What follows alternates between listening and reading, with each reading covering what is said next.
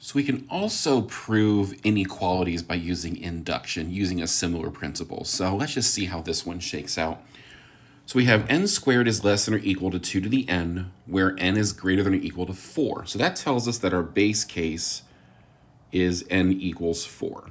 So if we substitute 4 to both sides, let's just see what happens. So the left side we get 4 squared, which is 16. The right side we get 2 to the 4th, which is 16, so that means the base case is met. Now, we want to now assume that, that k squared, see what I did there, is less than or equal to 2 to the k. Is that a fumble recovery? I'm not sure what that means. For some k.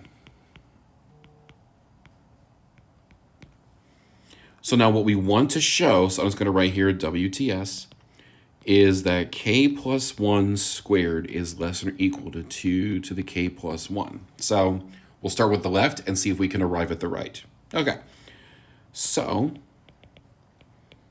k plus 1 squared, well, what is that? Well, that is k squared plus 2k plus 1. Now, on one hand, I can make the inequality be 2 to the k plus 2k plus 1.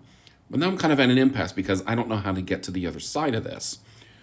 So what we're going to do is I'm going to show a little bit later that this is less than or equal to k squared as well. And let's just take that as fact for a moment and just let's finish the proof, and then we'll go back and prove that. So that means that this is less than or equal to 2 to the k plus k squared, which is less than or equal to 2 to the k plus 2 to the k, because again, k squared is less than or equal to 2 to the k, so every time I see a k squared, I can make it less than or equal to 2 to the k. Well, and this is equal to 2 times 2 to the k, which is 2 to the k plus 1. So we have gotten there. We have taken the original statement, k plus 1 squared, and we know that it's less than or equal to, because of these less than or equal to's here, 2 to the k plus 1. So that basically proves the hypothesis, okay? So let's just go back now. So y is 2k plus 1 less than or equal to k squared. Okay, so here's what I'm going to do. I'm going to move the 2k plus 1 to the other side. So I'm going to get k squared minus 2k minus 1 is greater than or equal to 0. So I just moved the algebra to the left and the number to the right, and made sure the inequality was pointing in the correct direction. Then what I'm going to say is that k squared minus 2k is greater than or equal to 1.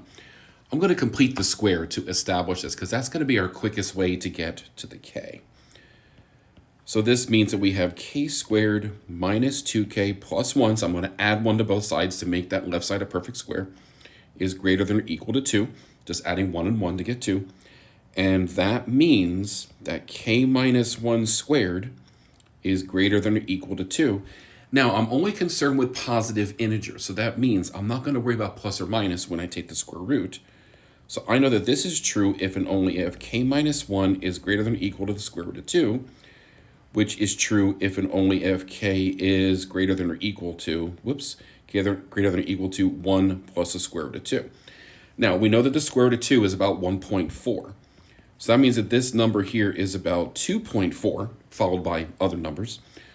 So that means it is certainly valid for k greater than or equal to 4. So that means this is proven, which means this is proven, which means our whole hypothesis is proven. So there is the trickery that could be involved in proving an inequality by using induction. They're not all that bad, but sometimes we have to make substitutions where it's just more convenient to make them because of the way the proof is going, but it may not be apparent to us without having to do a little bit of side work there. So thanks for watching.